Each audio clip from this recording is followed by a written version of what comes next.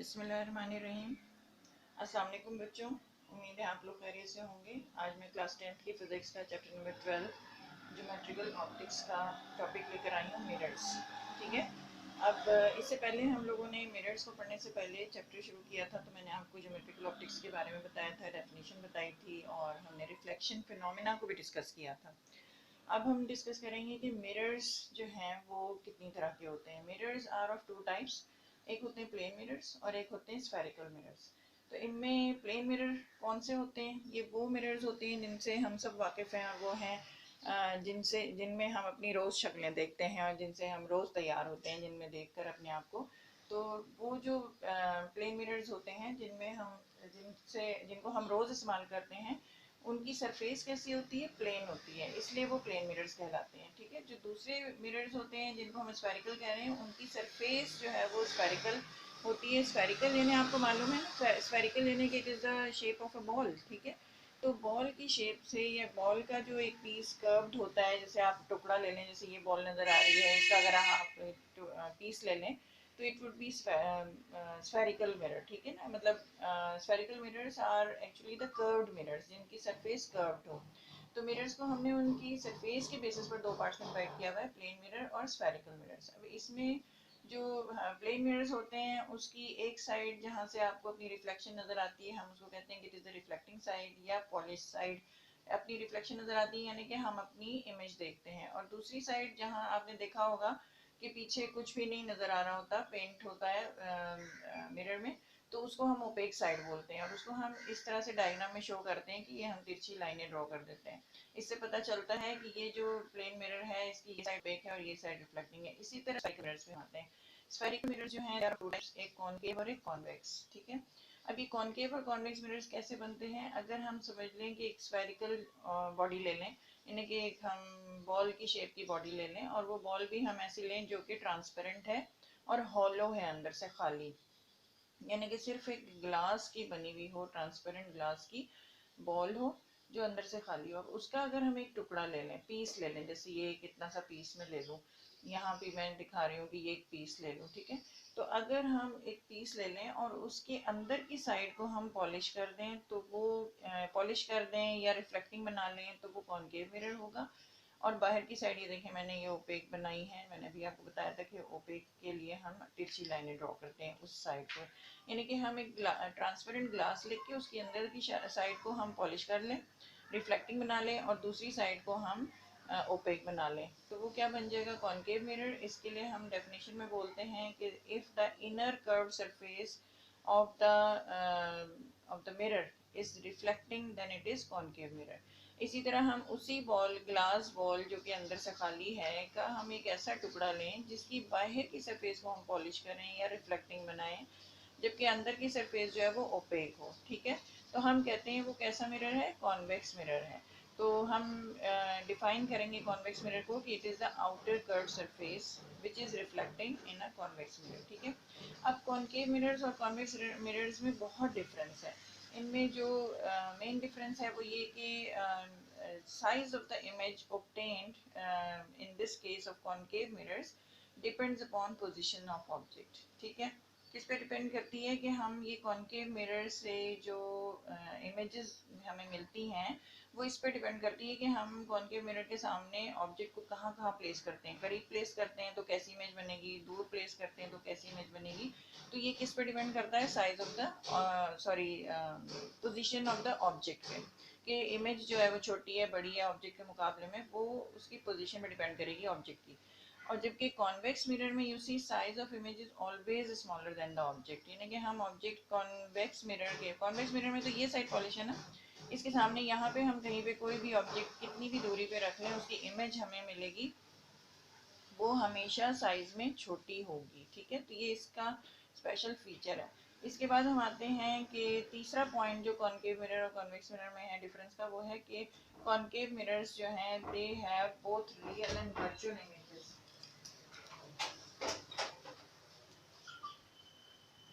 वो concave mirrors जो हैं, इनकी दोनों तरह की इमेज बनती है, इसमें रियल एंड वर्चुअल इमेजेस। अब हम ये देखेंगे कि इसमें रियल और वर्चुअल इमेज का क्या मतलब है। ये मैंने डिफरेंस यहाँ लिखा है कि रियल इमेज जो है it can be obtain on screen, जबकि वर्चुअल इमेज जो है it can not be obtain on screen.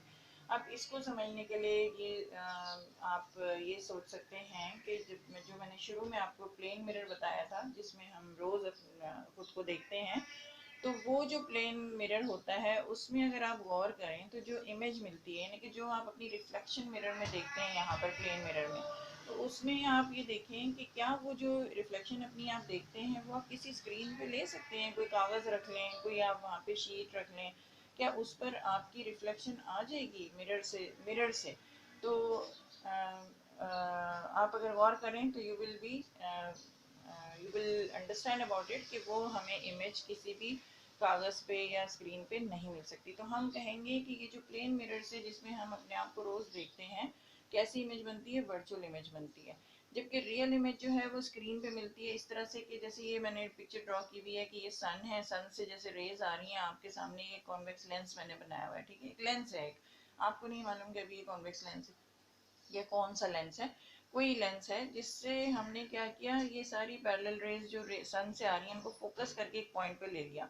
तो हम यहाँ अगर कोई कागज़ रखें तो उसके ऊपर हमें सन की इमेज मिल रही है ये, तो which is obtain on some screen. कोई कागज़ रख लें, कोई शीट रख लें, कोई टेबल पर आप इसकी, कोई दीवार पे आप इसकी इमेज ले लें, तो ये इमेज हमें मिल रही है किसी स्क्रीन पे, तो हम कहेंगे कि ये रियल इमेज है। इसकी मैं एक एग्जांपल आपको बताती हूँ कि जैसे आप ये ले लें, आपके सामने ये मैं लेंस लेकर आई हूँ और यहाँ कमरे में पीछे एक बल्ब जल रहा है, ठीक है, उसकी इमेज देखिए, बल्ब इज हियर, उसकी इमेज ये मैं आपको स्क्रीन पे, यानी कि बोर्ड की स्क्रीन पे दिखा रही हूँ, ठीक है, एक बल्ब है, इट इज ऑन, ये देखिए फोकस से बाहर हो रहा है, ये मैंने इसको फोकस कर लिया, तो ये इमेज है उसकी बल्ब की, ठीक है, जो कि मुझे स्क्रीन पे मिल रही है। ऐसी इमेज हमें मिरर में तो नहीं मिलती, ठीक है, प्लेन मिरर में या प्लेन मिरर में जिसमें जिसमें हम अपनी शक्लें रोज देखते हैं, हम अपने आप को रोज देखते हैं, तो वो कैसी इमेज हो गई, जो हमें स्क्रीन पे मिली वो रियल इमेज है, जबकि जो हमें स्क्रीन में नहीं मिलती तो उसको हम कहते हैं वर्चुअल इमेज, ठीक है। तो मेरा ख्याल है आपको डिफरेंस समझ में आ गया होगा। अच्छा, इसके बाद इसकी और भी डिफरेंसेस हैं कॉनकेव और कॉन्वेक्स मिरर्स के, इन तीन के अलावा जो यहाँ डिस्कस हुए हैं, उनको डिस्कस करने से पहले हम ये कुछ ऐसे पैरामीटर्स हैं जिन समझ लेते हैं उनको पहले। तो जैसे यहाँ शो हुआ है कि ये कॉनकेव मिरर जो है या कॉन्वेक्स मिरर जो है, it is a piece of spherical shaped body, ठीक है ना, ग्लास बॉडी जिसकी हमने एक टुकड़े को लेके हमने पॉलिश कर लिया इनसाइड से और इसको हमने कर लिया आउटसाइड से, ठीक है। तो ये देखिए, जिस भी स्फीयर के ये पार्ट हैं उसका कोई ना कोई सेंटर होगा, ठीक है, तो वो सेंटर जो है उस मिरर का जो हमने बनाया कॉनकेव या convex, that point, centre point is called as the centre of curvature, ठीक है, ये मैंने सी दिखाया है लिख के कि centre of curvature of the mirror.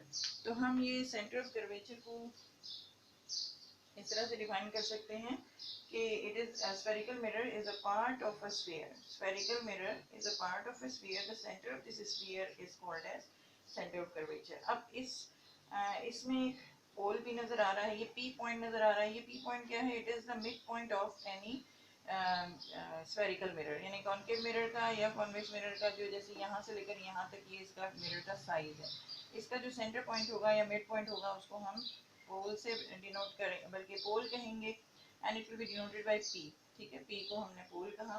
तो पोल को हमने डिफाइन किस तरह से किया, it is the mid point of the curve surface of spherical mirror, it is also called as vertex. फिर हम आते हैं कि ये पोल और सी को, यानी सेंटर ऑफ कर्वेचर को ज्वाइन करने वाली एक लाइन होती है जिसको हम कहते हैं प्रिंसिपल एक्सिस। ये बहुत इंपॉर्टेंट लाइन है जो हमें कॉन्वेक्स मिरर में भी मिल रही है, the line joining the pole and the centre of curvature is called as principal axis. वो डेफिनेशन मिल गई।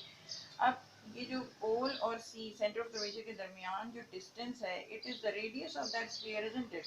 तो इसको हम कहेंगे कि ये रेडियस ऑफ कर्वेचर है, ये आप यहाँ से नाप लें या यहाँ से नाप लें, इसमें भी ये, तो ये रेडियस ऑफ कर्वेचर है आर, ठीक है। तो ये चंद हमें चीज़ें टर्म्स हमें पता होनी चाहिए थे to understand about the concave and convex mirrors, ठीक है।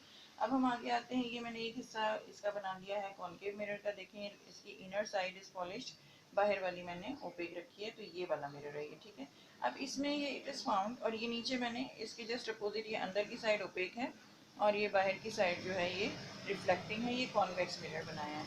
अब इनमें हम क्या करते हैं कि पैरेलल रेज ऑफ लाइट को we make them to fall upon this concave mirror and here also fall upon the convex mirror. तो